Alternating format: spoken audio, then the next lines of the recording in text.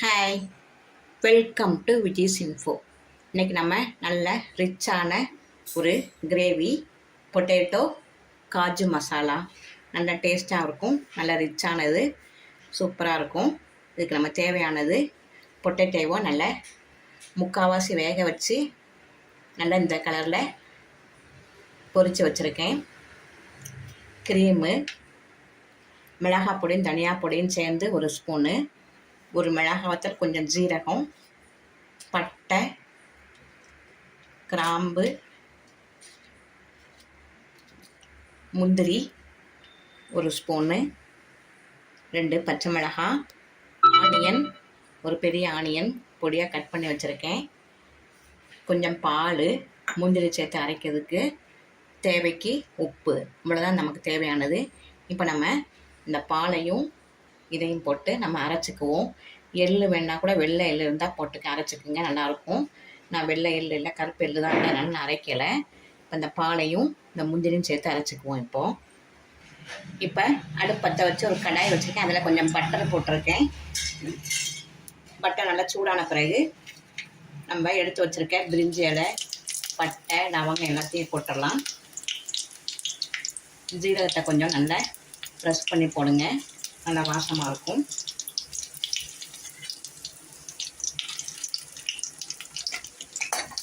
இதிலே கொஞ்சம் இஞ்சி பூண்டு விழுதாக சேர்த்துக்கலாம்.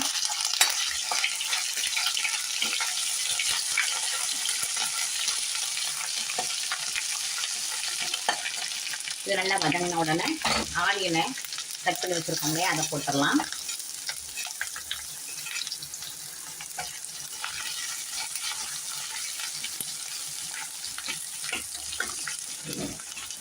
பாருங்கள், டிரான்ஸ்பரண்ட்டாக நல்லா வெந்த உடனே இப்போ நம்ம எடுத்து வச்சுருக்கிற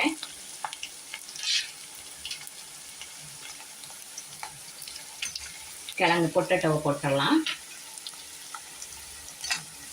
முக்கால் பதத்துக்கு வேக வச்சு கொஞ்சம் நல்லா பொரித்து வச்சுக்குங்க, அப்போ தான் நல்லா கிறிஸ்பியாக இருக்கும்.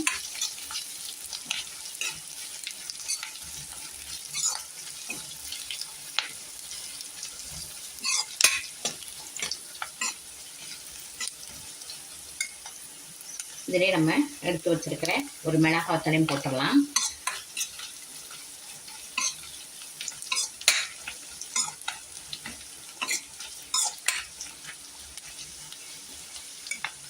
இப்போ தனியாவும் மிளகாத்தூளும் சேர்ந்து எடுத்து வச்சுருக்கேன், ஒரு ஸ்பூனு, அதையும் கலந்துடலாம்.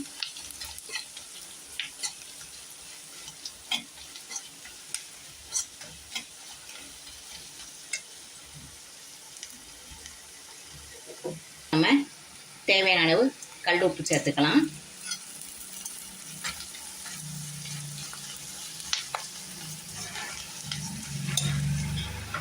இதில் கொஞ்சம் தண்ணி விட்டு நல்லா மசாலா கலவையெல்லாம் வாசம் போகிற மாதிரி வதக்கிக்குவோம்.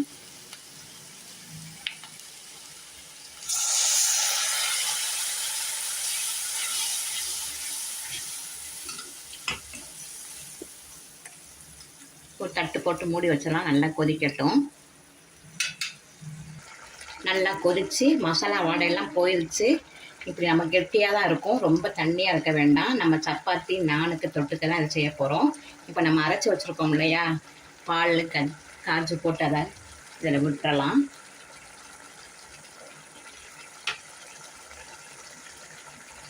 இதிலேயே பச்சை மிளகாய், முந்திரி, பால் விட்டு அரைச்சி வச்சுருக்கேன், இதை விட்டுறலாம்.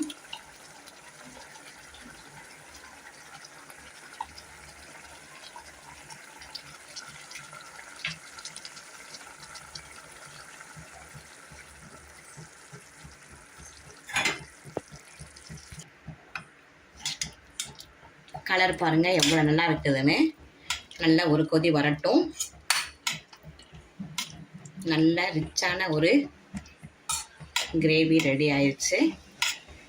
நல்ல டேஸ்ட்டாக இருக்கும், நல்லா ஃபில்லிங்காக இருக்கும். சப்பாத்திக்கு நானுக்கெலாம் வச்சு சாப்பிட்டோம்னா அவ்வளோ டேஸ்ட்டாக இருக்கும்.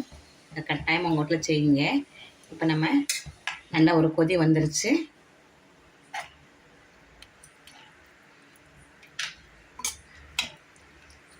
இப்போ ஃப்ரெஷ் க்ரீமு எடுத்து இதில் போட்டு நம்ம ஒரு கொதி வந்தோடனே ஸ்டவ் ஆஃப் பண்ணிடலாம்.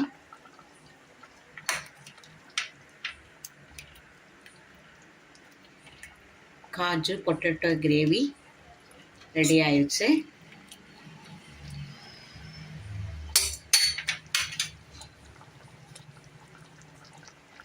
நல்லா கொதி வந்துருச்சு. இப்போ நம்ம ஸ்டவ் ஆஃப் பண்ணிடலாம்.